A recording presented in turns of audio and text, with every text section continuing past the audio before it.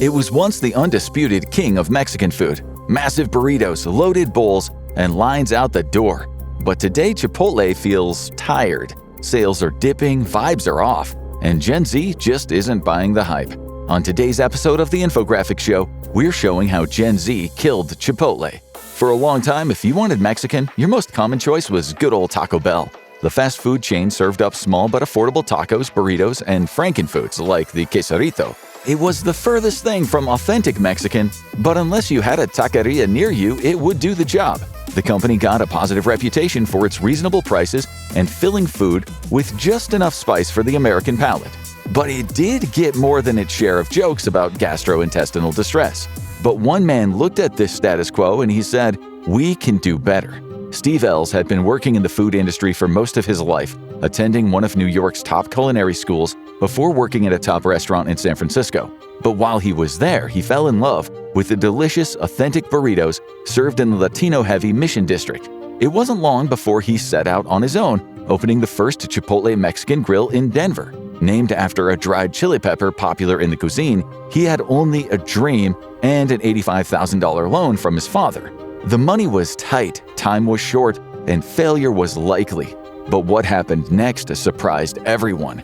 As soon as Chipotle opened in 1993, people knew something was different. Chipotle was actually one of the vanguards of a whole new way of dining, fast casual, a bridge between fast food and sit-down dining. You would customize your order and it would be made fresh for you from pre-prepared components, including fire-grilled meats, rice, vegetables, and cheese. Chipotle had a relatively simple menu, offering its food in tacos, the ever-popular torpedo-like burritos, and the burrito bowls served on top of rice. But if you ask most people, it's all about the meat. Chipotle set itself apart by making its proteins actually identifiable. Taco Bell's specialty was a spiced ground beef mixture that went into nearly everything, although it did offer chicken and steak options. By contrast, Chipotle offered a set selection of spiced chicken, fire-grilled steak, pork carnitas, and a savory shredded beef known as barbacoa. These four options are still mainstays, along with temporary options like al pastor chicken, brisket, and even several plant-based options aimed at expanding the company's fan base.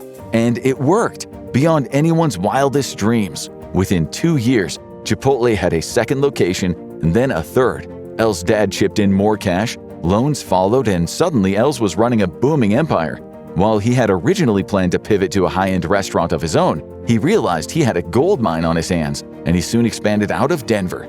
Kansas City was the first new city to get a Chipotle, and by 1998 it picked up a major investor, McDonald's. The massive fast food giant was soon Chipotle's largest investor, and by 2005, it had over 500 restaurants across the United States. It was time to go public. Chipotle made its stock market debut in 2006, but not before some chaos. The hype for the fast-growing Mexican chain was so hot that the share price had to be increased twice before the opening day. The buzz didn't fade, and the company wound up having the second-best IPO for a restaurant ever at the time. This big influx of cash let Chipotle expand even further, and soon it was making inroads into America's northern neighbor with its first Canadian location. McDonald's would eventually divest from the company as a part of a strategic shift by the larger company, and due to disputes over Chipotle's menu, McDonald's wanted the company to add a breakfast and a drive-thru, but Chipotle wanted to keep it simple. And maybe Chipotle knew best. Chipotle became one of the fastest-growing chains in American history as it kept expanding. It would make some significant moves, like naming chef Nate Appleman to develop new menu additions, but by and large it has kept its menu fairly steady all these years. And if you go to the website today, you'll find pretty much the same options: tacos, burritos, and burrito bowls, although the company has added some other options like salads, quesadillas, and occasional specials. Besides that, it's just chips and salsa, queso, guacamole, and drinks. And that's helped Chipotle keep growing, to the tune of 3,700 restaurants as of 2024. The company has now expanded to France, Germany, the United Kingdom, Kuwait, the UAE, and Qatar as well. It looks like one of the biggest hits in fast casual history. So, why are people so worried? For a while, Chipotle didn't just have the money behind it, it had the momentum. Steve Ells was becoming a household name, one of the most acclaimed restaurateurs since the days of Ray Kroc. He even had a brief brush with a celebrity as one of the judges on America's Next Great Restaurant.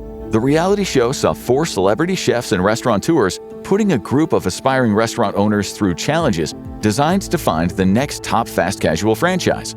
The winner, Soul Daddy, was supposed to be a healthier take on soul food and got a hefty investment from Els, but it closed all 3 of its locations after only months. It was a rare black eye for Els, but far from the last.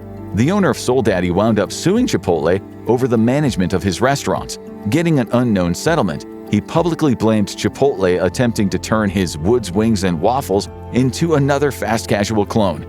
But from Chipotle's side, the move made sense. Fast casual dining was booming and they believed they were shaping the future, not smothering it. The model pioneered by Els had taken over like wildfire, and you could find new fast casual chains opening all the time. And that may be a part of Chipotle's problem.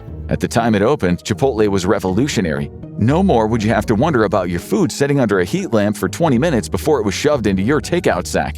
You would see it made right in front of you and customized. It was a brilliant idea that changed the game, and soon everyone else was getting in on it.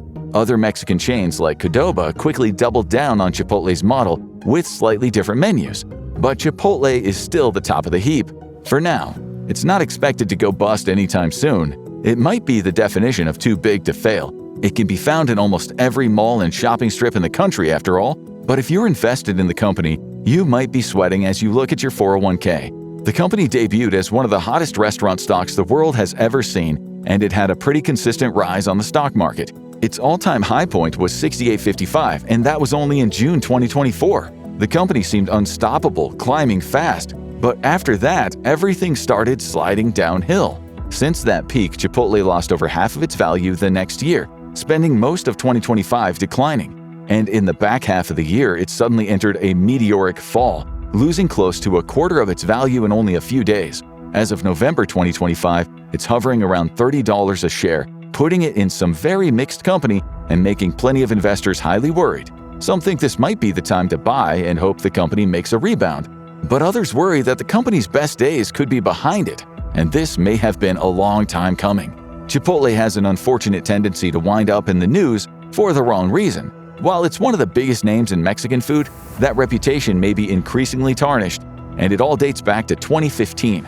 The company wound up with the worst kind of bad news: people getting sick eating its food.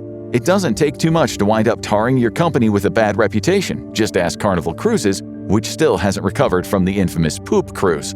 And that's why an incident like Chipotle experienced in August 2015, which saw 234 customers and employees in Simi Valley contract norovirus, is so damaging.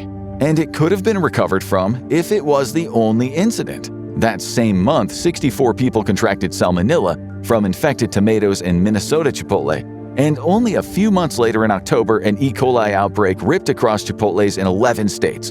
In November, another norovirus outbreak hit Boston, all traced back to Chipotle. It wasn't just one incident, it was a wave of illness, and some people even suspected sabotage. This led to Chipotle being associated with poor food sanitation, the last thing a chain restaurant wants people to think of them. And it would just be the start of the bad press for the company.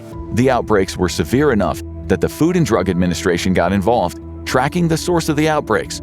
Over the next 3 years, as many as 1,100 people got sick across the U.S., and Chipotle was hit with multiple food safety violations, a stomach-turning chapter that sent the brand's reputation straight into the toilet.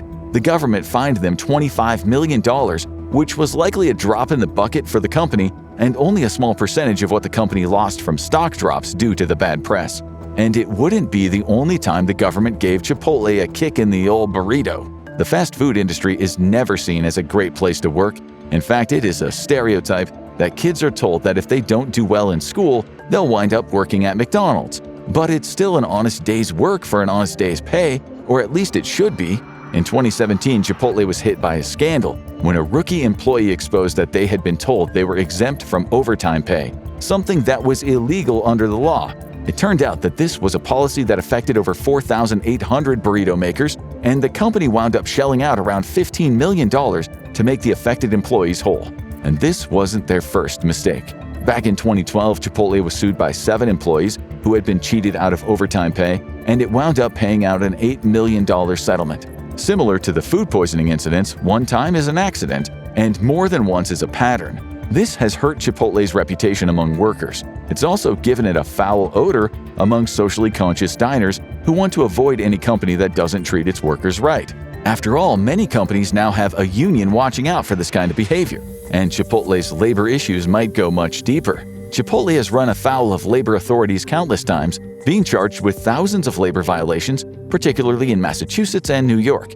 In the latter case, it was accused of failing to properly notify workers of their schedules, not giving the required breaks or sick leave, and not giving them sufficient hours. The company settled the case for $20 million, but it wasn't as damaging a case to their image as what happened in Massachusetts, where they were accused of over 13,200 child labor law violations, most relating to the hours teenagers were working.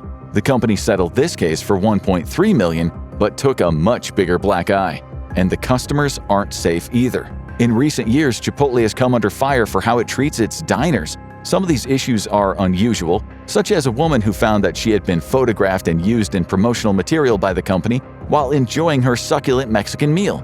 She initially sued for $2.2 billion, the entirety of the company's profits between 2006, when the picture was taken, and 2014, when she discovered it. She had no chance at this, but the company did wind up settling the lawsuit for an undisclosed sum.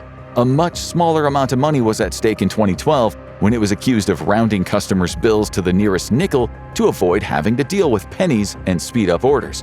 After an uproar, Chipotle promised to only round bills down, never up. And it's even gotten in trouble with the feds. In 2011, Chipotle found itself mired in one of the most controversial issues out there: undocumented workers. The company's Minnesota stores were audited by Immigration and Customs Enforcement and wound up firing 450 employees who didn't have the legal right to work in the United States. Several of those fired exposed that this wasn't a fluke or a mistake by Chipotle. They had a pattern of cutting corners during hiring and didn't do their due diligence to check paperwork. This caused controversy both among those who didn't want undocumented immigrants hired and those who thought Chipotle should have stood by its workers. And all of those controversies have led to one big problem for the company. It's been said that a restaurant can survive anything if the food is good. But is that true? For that, the food would have to maintain its usual quality, and that may not be the case. The menu hasn't changed and the dishes still look the same, but around the edges, Chipotle has taken a lot of flack for little changes it's made to its kitchens, such as centralizing some of its food production. That means some of the components get made, stored, and trucked to Chipotle's en masse. Defenders say that this is safer for preventing outbreaks, but it can also impact taste and freshness. And the food doesn't just taste different, it's smaller too. Many people went viral on social media over the last few years for spotlighting how small their Chipotle portions have been, be it a skimpy burrito bowl or a burrito mostly filled with rice. The company denied that their portions have shrunk, but one determined analyst ordered 75 burrito bowls around New York and found up to a 33% variance in the contents. This has been combined with significant hikes in price, which outstrip inflation in many areas. This has led many people to label Chipotle a ripoff, the last thing a restaurant wants to be known as. And the damage may have already been done. Fast food chains don't just sell meals, they sell memories. That's the power of a place like McDonald's and Chuck E. Cheese. People remember the Happy Meals and their birthday parties, and they pass them on to their kids. Chipotle doesn't have that same kind of emotional connection, but it's been around for 2 generations already, and the streak may be being broken. Generation Z has eschewed a lot of the things the older generations enjoy, and Chipotle may be one of the first casualties. And there isn't one simple cure for this. Generation Z is known as one of the most socially conscious generations, and unlike their fellow liberal millennials, they prefer direct action to voting. That means they are particularly fond of boycotts, with both McDonald's and Starbucks winding up in their sights. Chipotle has raised a fair bit of ire from them for their sketchy labor policies, its poor reputation for food safety, as well as its origins. After all, Chipotle is one of the largest Mexican food chains in the country, but it was founded by Steve Ells, a white chef. Some call that entrepreneurship, others call it appropriation. While the concept of cultural appropriation in food is extremely controversial, even among Gen Z, the company has come under fire for not doing enough to support the people its cuisine comes from. The food isn't seen as particularly authentic, even though it may come closer than Taco Bell. Chipotle came under fire in particular in 2014 when it ran a campaign called Cultivating Thought that celebrated authors, but none of the chosen authors were of Mexican or Latino background. This is one of the many reasons that Chipotle may have fallen out of favor with younger diners. But the biggest reason is all about the money. Chipotle might still pale in price compared to most sit-down restaurants, but it's now on the high end of fast food and fast casual prices, with a burrito bowl with meat easily running to $12 in most markets. And there are no combo meals here, so you'll be adding the price of the drink and chips to your meal. And to that, many Gen Zs are saying, hey, we're broke over here. The generation has become known for struggling with finances, and they are behind the eight ball when it comes to employment and savings, even compared to the older millennials. And it's not the only area where their tastes are changing. Gen Z poses a significant danger to Chipotle's profits for a number of reasons. Not only are they short on money, but the generation has shown a resistance to consumerism. They're embracing their broke status and eating in more often. When they do eat out, they often choose to order delivery, and Chipotle's food delivery prospects are more iffy than other chains, since the construction of a burrito bowl is more delicate than a burger. This has led to over 500 Chipotle locations to introduce the Chipotlane, a drive-through for mobile order pickup, and the company's first pivot to this kind of service. And whatever comes next for the company, they'll be doing it without their steadiest hand. Steve Ells was the face of Chipotle since its founding, but the founder had been inching away from the company for a while. He appointed co-CEOs to help him run it and stepped down from the role in 2017. Ironically, in 2018, Taco Bell CEO Brian Niccol would take over the company.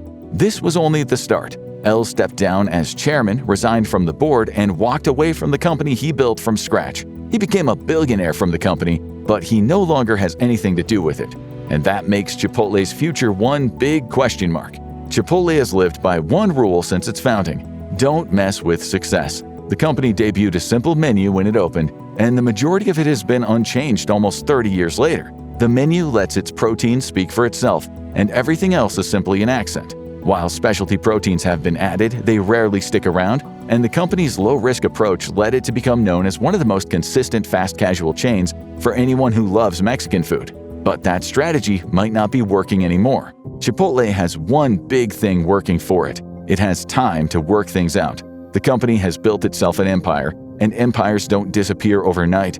But the first cracks began to show with the company closing 65 underperforming stores in 2018 and continuing to trim the low branches as needed. But one thing is clear: the old ways aren't working, and to win over the new generation, Chipotle may need to change. And it's ready to take a big swing on technology. The two biggest announcements in the last year from Chipotle both relate to its assembly line. In 2024, it announced a collaboration with Vibu, a robotics company that created an automated avocado processing machine. Chipotle hopes Avocado will cut down on the processing time for making guacamole, its most labor-intensive menu item.